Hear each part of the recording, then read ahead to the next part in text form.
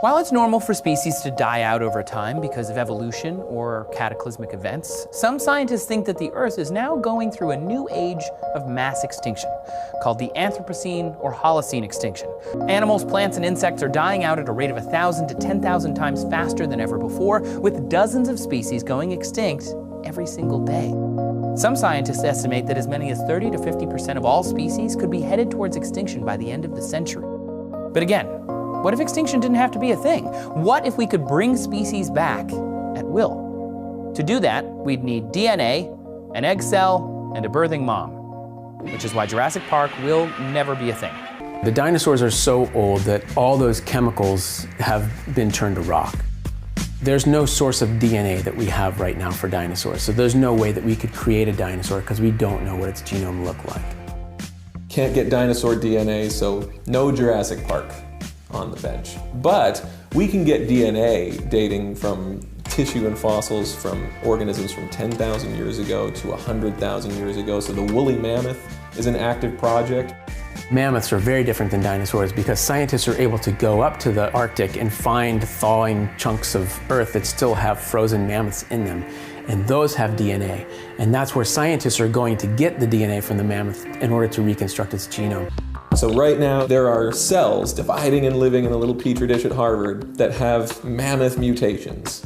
We have a mammoth genome, we have mammoth habitat, we have a good motivation for doing it. We just need the filler in between. Who's making the mammoth? Whoa, whoa, whoa, Ben. We're not quite there yet. We've got the DNA, but it's not exactly perfect. DNA degrades over time and has a half-life of about 521 years, meaning we need to fix any mammoth DNA before we can clone it. Cloning is the closest thing we have to reviving extinct animals right now. And we're not bad at it. Remember Dolly the sheep? The revolutionary technology that made considering de-extinction possible, which also opens up all those new genetic rescue capabilities, is what's known as precise genome editing. So it's using things like CRISPR-Cas9 or TALENs or megatals.